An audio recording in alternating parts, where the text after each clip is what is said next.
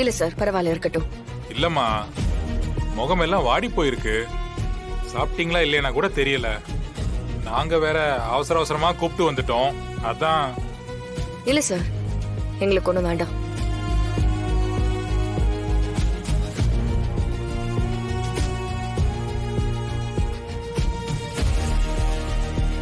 நானும் 2 அக்கா தங்கச்சியோட பிறந்தவன் தாம்மா. உங்க கஷ்டம் என்னன்னு புரியுது. உங்களை பார்த்தாலே எனக்கு பாவமா இருக்குமா. யாரும் இங்க பிறக்கும் போதே குற்றவாளியா பிறக்கிறது இல்லம்மா. சந்தர்ப்பமும் சூழ்நிலையும் தான் தப்பு செய்ய வைக்குது.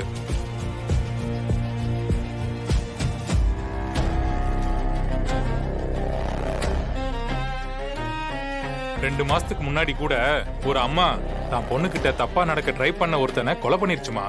தான் பொண்ணை காப்பாத்துறதுக்கு தான் கொலை பண்ணிருக்காங்க. அப்படி இப்படின்னு ஃபர்ஸ்ட் கொலையை ஒத்துக்கல, இன்வெஸ்டிகேட் பண்ணி கண்டுபிடிச்சிட்டோம். அப்புறம் காலில் விழுந்து கெஞ்சி அழுதுச்சு. அவங்க பக்கமும் நியாயம் இருக்குல்ல. அவங்க ஒன்றும் வேணும்னு அந்த கொலையை பண்ணலையே.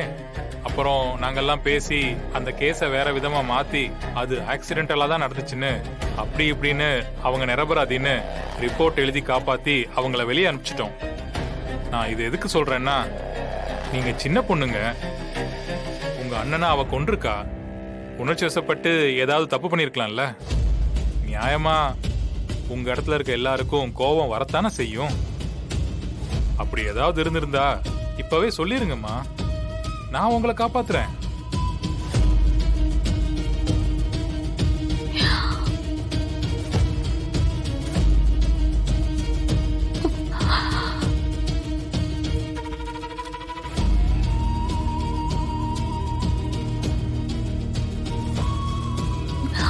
இல்ல சார், நாங்க எதுவும் பண்ணல.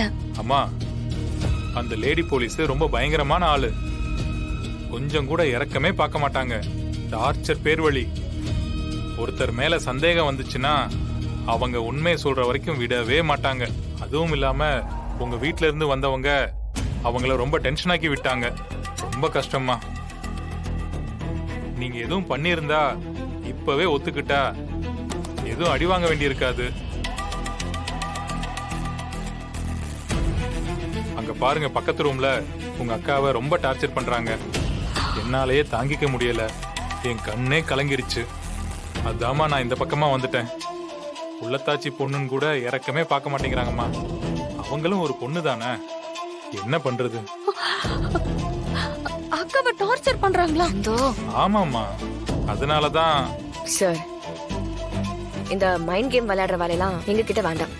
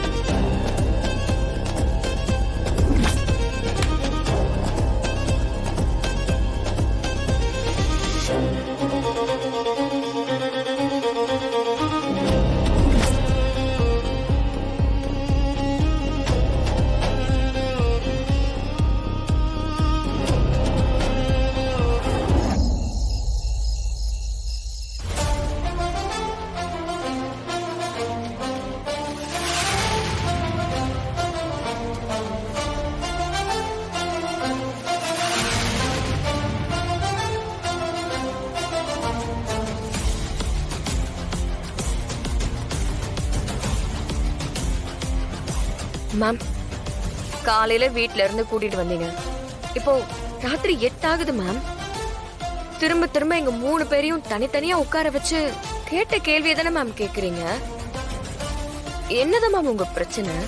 பிரச்சனை என்ன? செஞ்ச தப்ப ஒத்துக்கிட்டா நான் விட்டுற போறேன். மேம், நாங்க தப்பே செய்யலன்னு சொல்லிட்டு இருக்கோம் மேம்.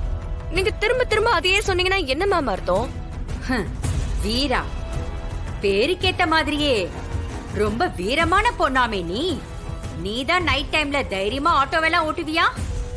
இந்த ஸ்டேஷன்ல உனக்கு இந்த கேஸ் எல்லாம் சகஜம் தானே? உன் தைரியத்துக்கு கொலை பண்றதெல்லாம் சாதாரணம் இல்லையா மேம்? சரி, விஜி கொடூரமான முறையில செத்து கிடக்கா. வெளியில விசாரிச்சதுல உங்க குடும்பத்தை தான் எல்லாரும் சொல்றாங்க. உங்க அளவுக்கு அவ யாரையும் டேமேஜ் பண்ணல. உண்மைய சொன்னா உங்க எல்லாருக்குமே நல்லது. இல்லனா மேம் நீங்க எத்தனை தடவை கேட்டாலும் எங்களோட பதில் இதுதான். எங்களுக்கு அத பத்தி எதுவுமே தெரியாது மேம்.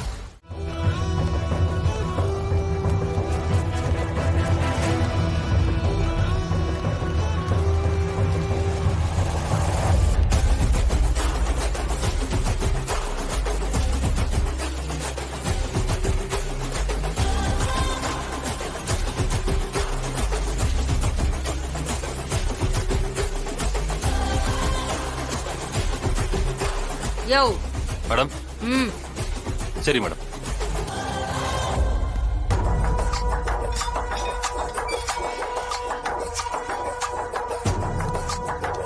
வா. வீரா ஒண்ணும் இல்லல்ல, இல்ல மேல எதுவும் கை வைக்கல. இருந்தா அண்ணி எங்க? கண்மணி உள்ள இருக்கா. மா சார். வாங்க. போங்கம்மா.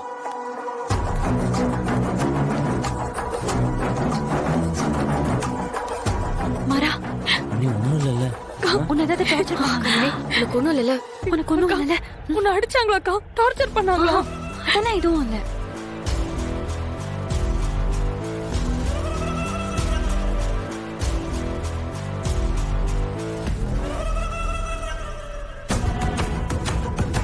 லாயர் ம் ம் மாறா கூட்டு வாப்பா போலாம்.